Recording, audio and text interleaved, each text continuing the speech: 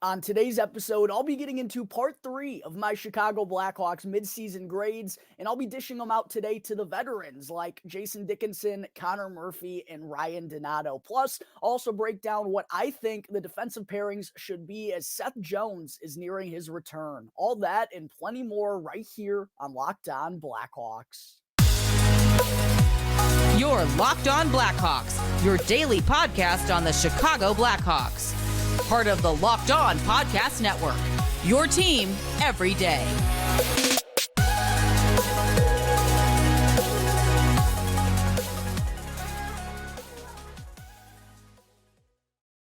What's up, everyone? Welcome on into another episode of Locked On Blackhawks, part of the Locked On Podcast Network, your team every day. As always, thank you all for making the show your very first listen. Here to start off your Friday, I'm your host, Jack Bushman. You can go and give me a follow on X at JackBushman2, and also make sure to go and follow my Strictly Blackhawks account at Talkin' Hockey for all the latest Blackhawks news and updates. Also, real quick, if you like what you're watching today, then please make sure to go and show some support by hitting that like button, commenting down below, and subscribing to the Locked On Blackhawks YouTube channel, all of which is 100% free. It won't cost you anything and really does help me out tremendously. So please make sure to take care of that real quick. And I also got to let you know, today's episode is brought to you by Jace Medical. Go to jacemedical.com and use the promo code LOCKEDON to get $20 off with your first order of life-saving medication. All right, good afternoon, everyone. Again, thank you all for joining me on another episode of Locked On Blackhawks, your one-stop shop for all things Chicago Blackhawks. Hope everyone is having a safe Friday here thus far. I know there's obviously some crazy weather going on outside right now. The snow is just piling up and looks like it's not going to be stopping here anytime soon. I actually lost power for a little bit this morning, which wasn't ideal. It was a little bit cold here. Fortunately, had a backup generator going, so that saved things a little bit. But I hope everyone's out there being safe, staying warm, and all that good stuff. It's some scary weather going on out there. But we got a lot to break down on today's show and a lot going on in the Blackhawks world. I'm sure some of you know that Nick Foligno has signed a 2-year extension with the club. I'll be getting into that. And then I'm probably going to have 2 episodes come out today. Maybe one will premiere on Saturday morning just to kind of space things out a little bit. And the reason I'm doing that is because I do still have to get into part 3 of my Chicago Blackhawks midseason grades. And I also got some good stuff to break down as it looks like Seth Jones could possibly make his return to the lineup tomorrow night when the Blackhawks take on the Dallas Stars at the United Center. So I'm going to be getting to that stuff here first, just because this is an episode I kind of had queued up before that news broke down, but don't worry, I will be discussing my thoughts on the Nick Foligno contract extension and some other things on the current stage of the Blackhawks and their hard-fought 2-1 loss to the Winnipeg Jets on Thursday night. But for today's show, it's time to get into part 3, yes, of my midseason grades. And on today's show, I'll be getting into the veterans such as Jason Dickinson, Connor Murphy, Ryan Donato, and Mackenzie Entwistle and Reese Johnson. I am still going to be having one more part of my midseason grades, the best of the rest. There's still 4 or 5 other players that I have to get into. Just a lot of guys got opportunities for the Blackhawks here in the first half because of all the injuries. So you have a couple of more guys than I have to get into than I kind of originally expected, but it's all good. It's all fun and games. So be on the lookout for that, probably coming on Monday next week as well, where I'll also be getting back into my Chicago Blackhawks top prospect rankings.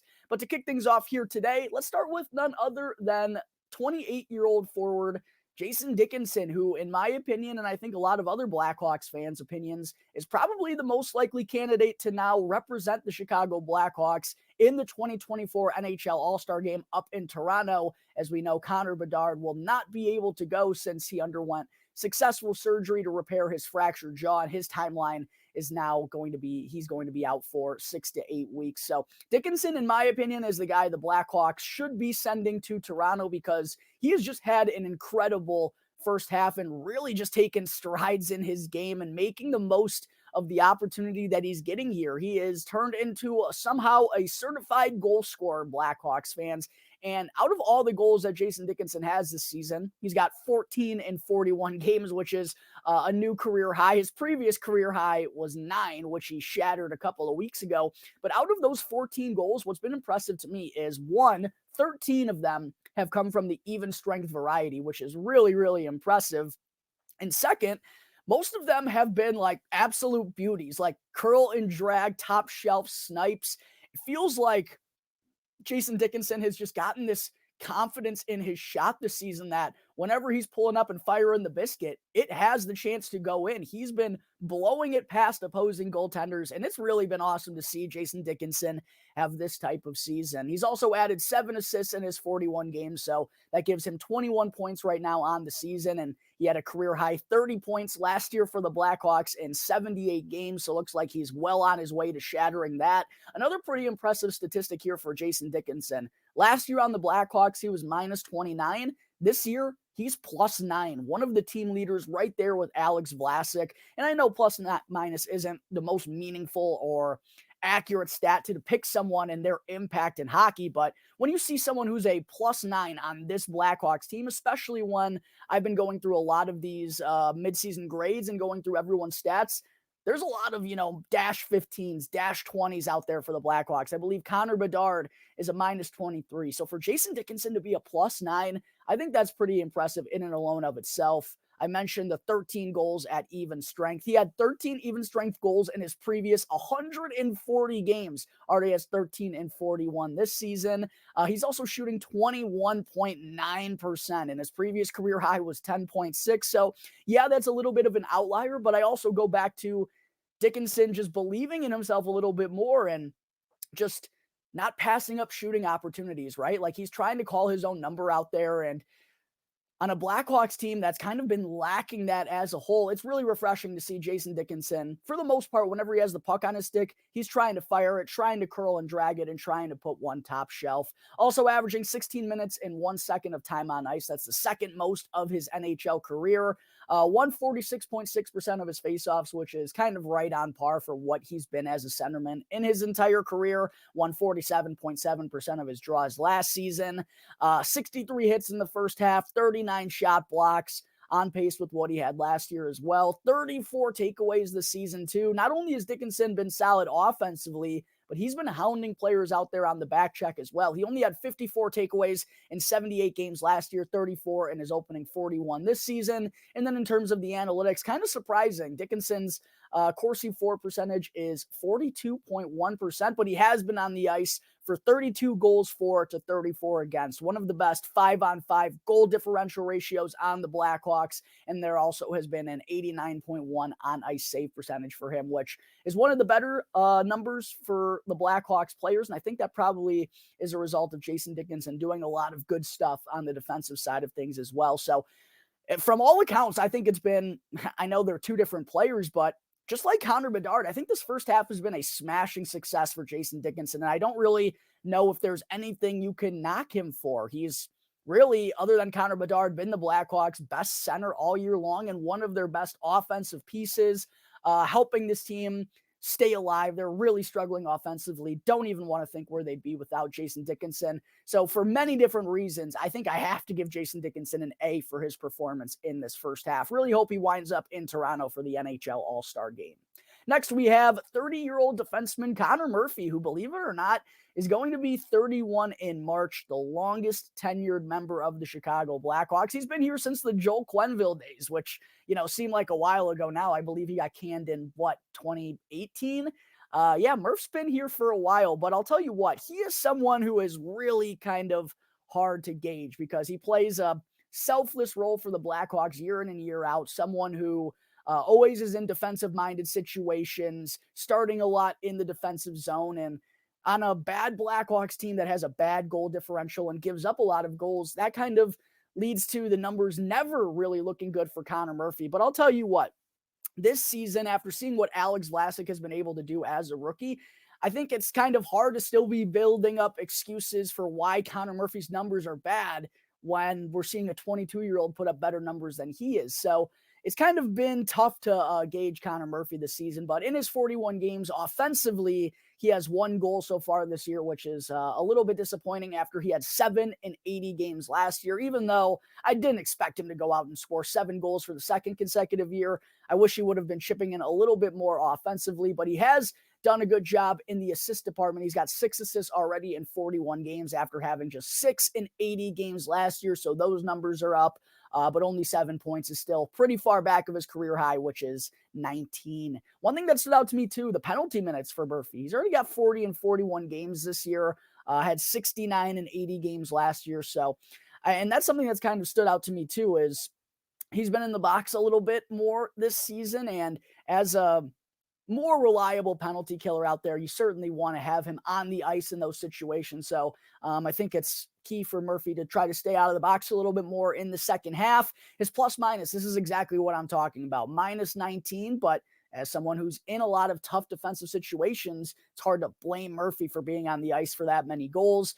His time on ice, though, 19 minutes and 52 seconds, which is up a little bit from his 19 minutes and 23 seconds last year, but he had been over 20 minutes per game in the previous 3 years, and Kevin Korchinski and Alex Vlasic are regularly playing more than Connor Murphy. Now, I think that's probably a result of the Blackhawks organization wanting to give their young guys who they're hopeful for in the future opportunities, but I think it also kind of tells you that Connor Murphy, he's just not a top pairing defenseman for this Blackhawks squad. He's a second pairing defenseman type of guy. And I am curious as to what his future is going to be here with this Blackhawks organization, and also how he's kind of depicted in other teams' minds around the NHL, because these numbers are not all that great. One area where I will give Murphy a ton of credit for, though, is in the blocks and hits department. He always racks up high amounts of numbers in these because he is a selfless type of player and is always willing to do what it takes to get the job done. Already has 100 blocks in 41 games this season after having 160 in 80 games last year. He's on track for a new career high in that category. Also already has 90 hits in 41 games after having 165 last year. So he's really boosting those numbers up, which you love to see, but I would still like him to be a little bit more of a consistent force in the defensive zone. And one thing I will say about it too is, you know, he's been playing with Kevin Korchinski a lot this year, and recently he's been playing with Jared Tenorti. So that certainly doesn't help that he hasn't had the most sustainable defensive partner alongside him. But Alex Vlasic's been playing with Jacob Megna. Like, I just can't find excuses to defend Connor Murphy anymore for his poor numbers when we're seeing youngsters do a whole lot better than he is. So, and then in terms of the analytics, Murphy has a 40.8 Corsi for percentage, which, believe it or not, is actually better than last year, but he's been on the ice to 21 goals for to 56 goals against at even strength. And any way you shape it up, 56 goals against in 41 games. I don't care what kind of role he's playing at 5-on-5. It's not good enough. And the 87.4 on ice save percentage, yeah, you can use that as an excuse, but I'm sure Murphy's defensive play is kind of aided in that number being a little bit lower. So I'm not thrilled with Connor Murphy's first half. I do think he's been better here recently, but as a whole, for the expectations we have for him as a veteran 31-year-old defensive defenseman, I still expect a little bit more. So for those reasons, I'm going to give Connor Murphy a C for his performance in the first half. And that takes me to Ryan Donato, the 27-year-old forward the Blackhawks acquired this offseason from the Seattle Kraken. Had a really solid year for them last season as the Kraken made a run through the Western Conference playoffs. A really fun team to watch last season. And Ryan Donato was someone who was playing in their bottom six, not getting a ton of offensive opportunities, but still found a way to make the most of that and put up some pretty respectable numbers. And given a larger role for the Blackhawks this season, he's still been putting up really probably on the same pace in terms of his numbers, which I think is pretty solid given that the Blackhawks offense as a whole has struggled this season. Donato's played in 39 of the Blackhawks' first 41 games this year, tallying 6 goals and 7 assists for 13 points. He had 14 goals last year for the Kraken, along with 13 assists. So, like I said, on pace to hit those numbers once again. 27 points as well, basically at the halfway point for all of those. 6 even strength goals as well for Donato. All of his goals have come at the even strength variety, which is what you like to see. Shooting 7.7% too, which is down. He shot in the triple digits in 3 of his last 4 seasons.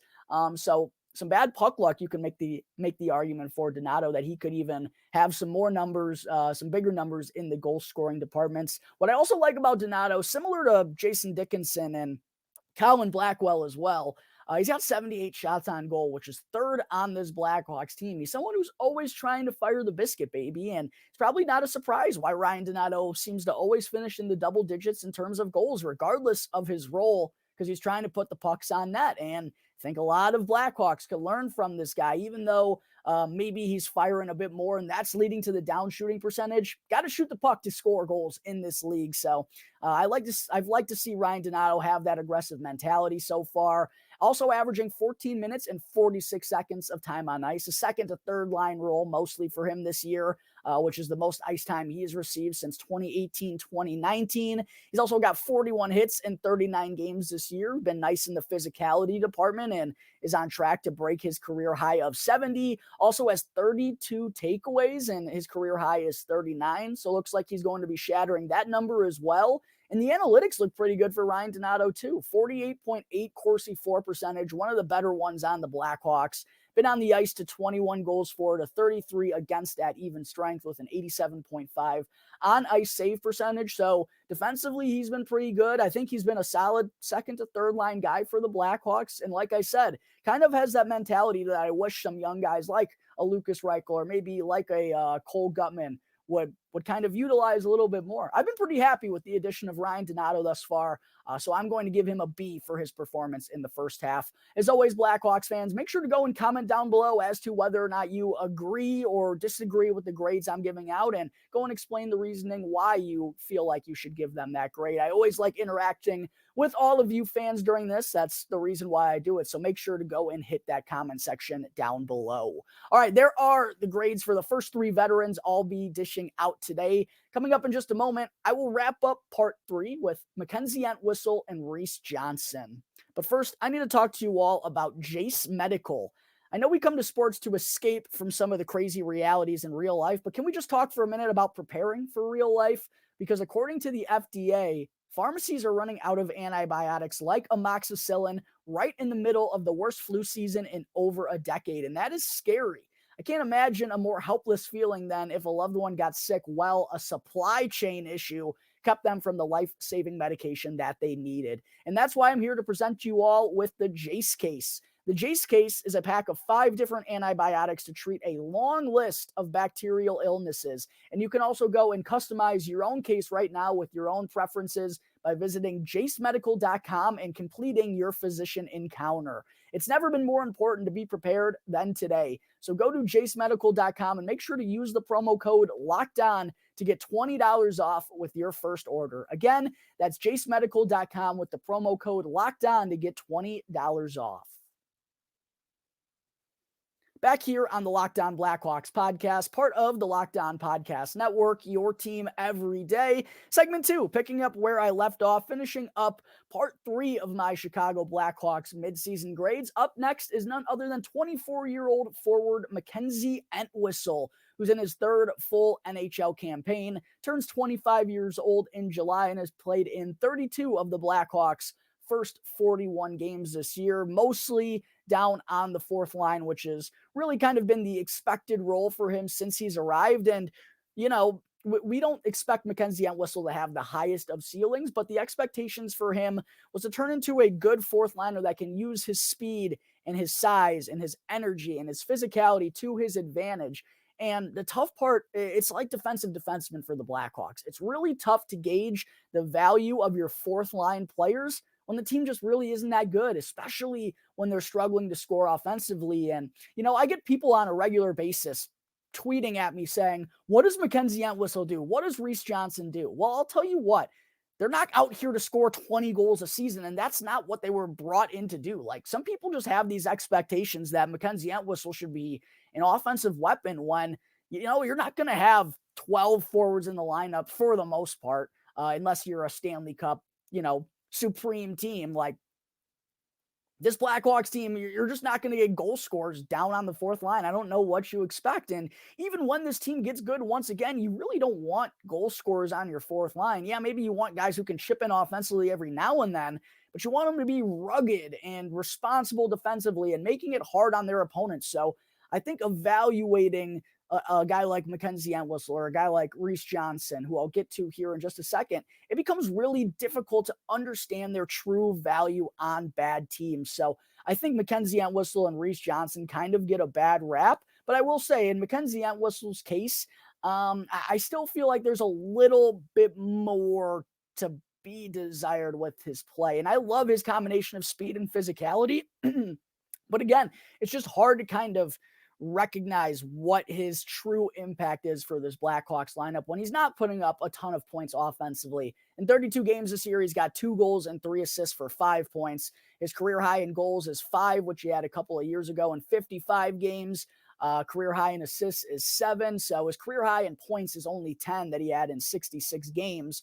So having 5 and 32 this year, like, theoretically should be right on track for him to set his career high, but it's nothing that's, going to have anyone writing home about. So it's kind of difficult to understand what Mackenzie Entwistle's first half has really been like.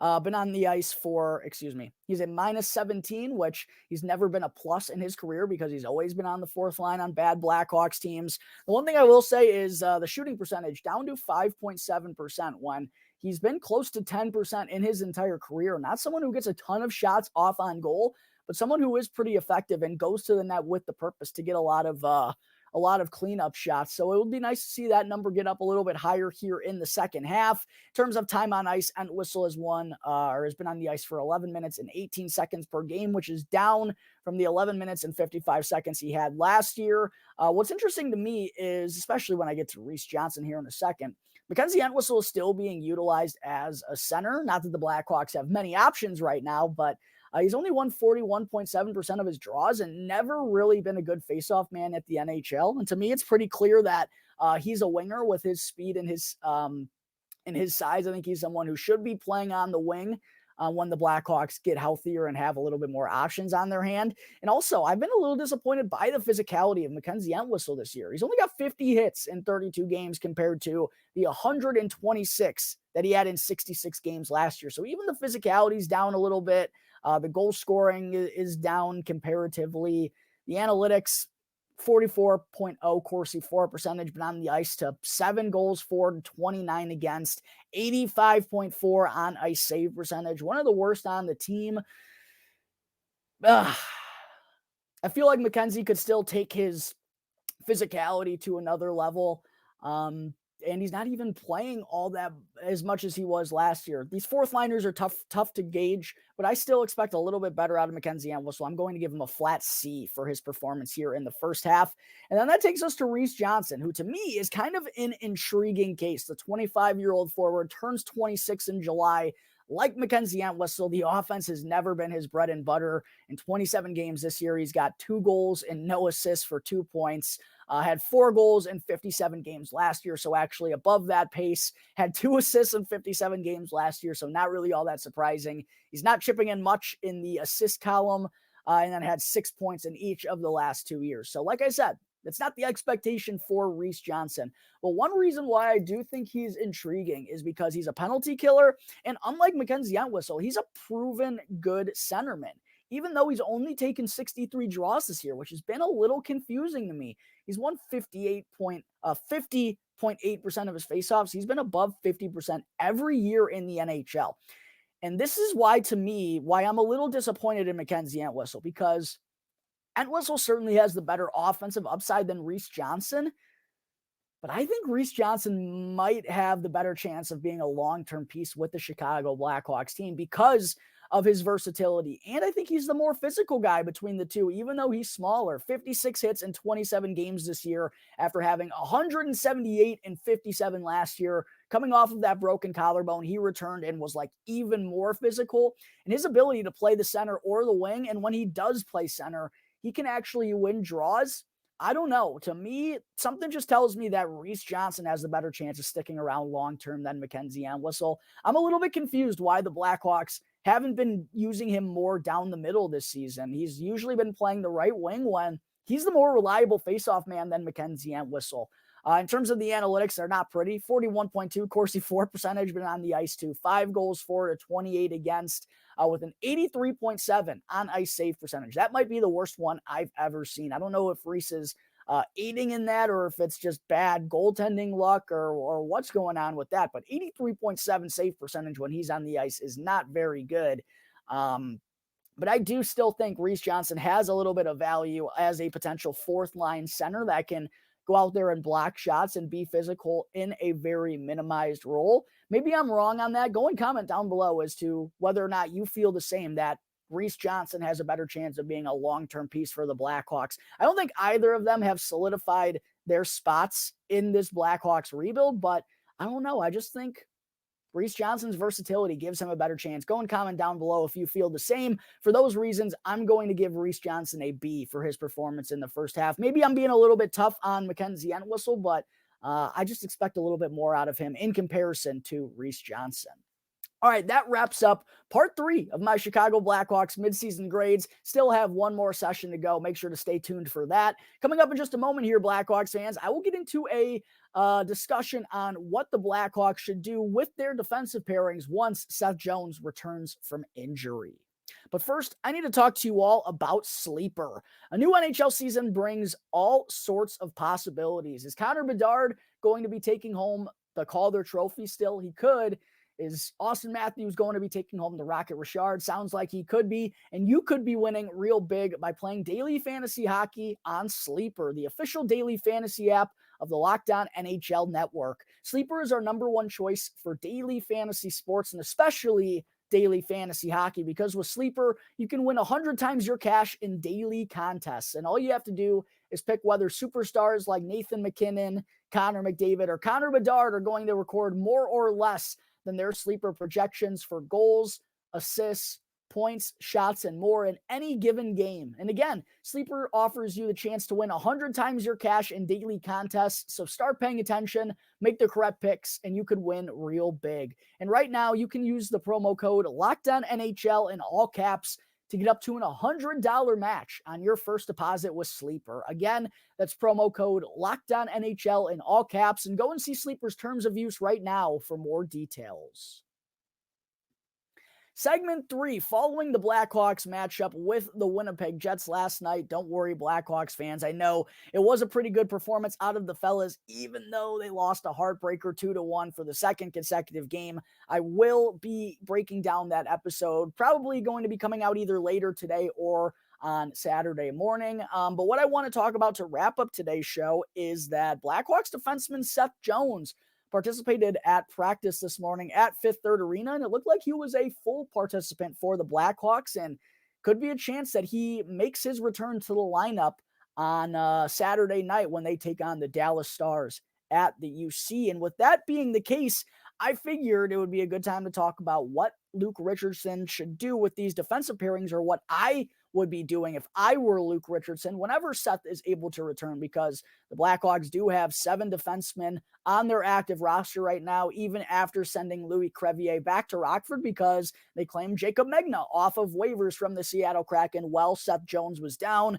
Isaac Phillips is still up in the NHL. Nikita Zaitsev and Jared Tenorti are both still on the NHL roster. So this is going to lead towards some sort of tough decision for Blackhawks general manager Kyle Davidson and head coach Luke Richardson to make, potentially on Saturday morning if Seth is able to go against the Dallas Stars. And at Blackhawks practice here this morning, the lines that they were using, I had it pulled up on my phone, but of course, after I keep it locked for a certain amount of time, it goes elsewhere. But the defensive pairings that the Blackhawks utilized at practice this morning, they're by the way, I should say, Connor Murphy was taking a maintenance day, so he wasn't out there, and I don't think he's going to be the extra for the Blackhawks whenever Seth does return. But the D pairings that the Hawks rolled with at practice this morning was Alex Vlasic and Seth Jones as the top D pairing, Jared Tenorti and Isaac Phillips as the second, and then Kevin Korchinski and Nikita Zaitsev as the third, with Jacob Megna serving as the extra. And this just didn't really sit well with me, Blackhawks fans. I know Murphy's out, so these are not accurate as to what they're going to be tomorrow, but there's a couple of things I disagree with here. First and foremost, there is absolutely no world in which Jared Tenorti should be playing over Jacob Megna. I know it's only been 5 games for Megna since he's been acquired off of waivers, but he's played all 5 games alongside Alex Vlasic, and they've been a true shutdown pairing for the Blackhawks, while Jared Tenorti and Connor Murphy have kind of just been allowing goals behind them. Jared Tenorti's been getting burnt. It has not been good for Jared Tenorti recently, and I don't know what Luke Richardson is seeing. And listen, I get there's a lot of respect for Jared Tenorti, and he earned this contract this season by what he did last year and blocking all those shots and taking one to the jaw. I don't care, man. Like, we can't be playing Jared Tenori, who has no future with this team, no future in the NHL, probably not an NHL defenseman on any other club, maybe a couple, maybe the San Jose Sharks. What are we doing here? Jacob Megna has been awesome with Alex Vlasic. How do you remove those two, and how do you go and use Jacob Megna as the extra? That beats me, and I'm even an Isaac Phillips fan, but there should be no way in which he's playing over Jacob Megna. To me, this is what the defensive pairing should be. And, I think Alex Vlasic and Seth Jones could be a great top pairing. I think you got to space them out because Alex Vlasic has shown us that he's good enough to go and do it on his own. And to me, I would be giving Kevin Korchinski opportunities with Seth Jones on the top D pairing. That would be my top pairing, Blackhawks fans, is Kevin Korchinski and Seth Jones, because even though Korchinski and Zaitsev have been rolling well these last couple of games, I'd still much rather have Kevin Korchinski with a defensive partner who he actually could be with in the future in Seth Jones. Very well could be a top pairing for the Chicago Blackhawks moving forward. And we know we're never going to see the Korchinski-Zaitsev pairing after the season. So how about we try something else there, okay? So that's my first thing that kind of rubbed me the wrong way. Secondly, Alex Vlasic and Jacob Megna undoubtedly should be the Blackhawks' second defensive pairing. They've been rolling great together. Jacob Megna, they both kind of play the same style too. Like, Megna, there's nothing fancy about him. There's nothing fancy about Vlasic, but they're good puck movers. They're effective at getting the puck out of the defensive zone. Underrated passers. I think their puck moving has been really great. And they're both big bodies who know how to use their big bodies. They're not overtly physical, but they still know how to use their size and their reach to their advantage, with both of them being 6'6", Alex Vlasic 6'7", depend on where you look. So to me, that should be the second defensive pairing. No way Jacob Megna. If Jacob Megna is a healthy scratch tomorrow against Dallas, I'm going to riot. I might turn the TV off right there, right then. And I know that might be a little of an exaggeration because Jacob Megna has only played 5 games here, but that would just piss me off so bad if Jared Tenori is playing over Jacob Megna. And then the third defensive pairing, this is where it's going to get really interesting, Blackhawks fans. To me, Connor Murphy's going to be in the lineup. You're not going to be scratching Connor Murphy. So you have him on the right side of the third defensive pairing, or I guess the left, depending on who it may be. And then the question comes down to, well, are you going to play Jared Tenori, or are you going to play Isaac Phillips? Because there's not room for both of them on the NHL roster. The Blackhawks are not going to carry 8 defensemen. To me, I'd be playing, I kind of phrased this question wrong. There's the Phillips or Zaitsev question as to who should be that last spot in the lineup. To me, it's easy to scratch Jared Tenori. That's a no-brainer. It can go kind of either way, and if there's a problem with 2 righties on the same pairing, I think you can move Connor Murphy to the left side. I ultimately, though, expect Nikita Zaitsev to probably remain in the lineup, and then the question comes down to Jared Tenori or Isaac Phillips for the extra defenseman spot. To me, it's a no-brainer. I would be having Isaac Phillips there. I think he's deserving of NHL action. I don't really know what more he has to prove at the AHL level. He's had some hiccups here recently, but this kid's still only 22 years old and was a 5th-round pick. I mean, he's kind of already exceeded expectations for most 5th-round picks. And when we're just talking about a choice between him and Jared Tenori, like, how can we keep Jared Tenori in the NHL over Isaac Phillips? But I'll tell you what, I have the full expectations that Isaac Phillips is going to go back down to Rockford. And I just get this weird feeling, Blackhawks fans, that he's kind of in the same boat as Ian Mitchell last year, because it would be clear if the Blackhawks loved Isaac Phillips, he'd be in the lineup night in, night out, and he's just not. And I still think at 22, the development could go a little bit further. But given that the Blackhawks have Alex Vlasic, who looks like a stud at the left-hand side, Ethan Del Mastro, by the way, is the AHL representative, the AHL All-Star representative for the Rockford IceHogs this year. I think he has a very bright future on the left side. And then, of course, we still got Wyatt Kaiser, Nolan Allen, and more defenseman prospects coming up year after year.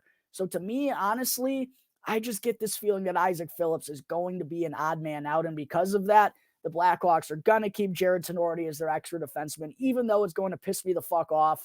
I just kind of get that feeling about Isaac Phillips. I hope I'm wrong, because I do think he has some abilities, and I think he could showcase that if he's playing on a regular basis.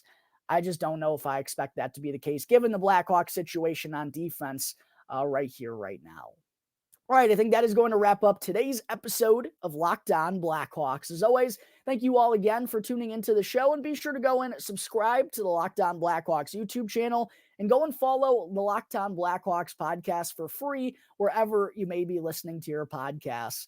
As always, I'm your host, Jack Bushman. Do me a favor, go and give me a quick follow on X at Jack Bushman2, and make sure to also go and follow my Strictly Blackhawks account at Talkin' Hockey for all the latest Blackhawks news and updates. So until tomorrow's episode, I am going to get an episode out tomorrow breaking down the Nick Foligno contract extension, the Blackhawks' heartbreaking loss to the Jets, and maybe a preview of the matchup against the Dallas Stars as well. Make sure to stay tuned for that. Until then, everyone stay safe, stay warm, enjoy your weekends. I'll catch you next time on the Locked On Blackhawks podcast, part of the Locked On Podcast Network, your team every day.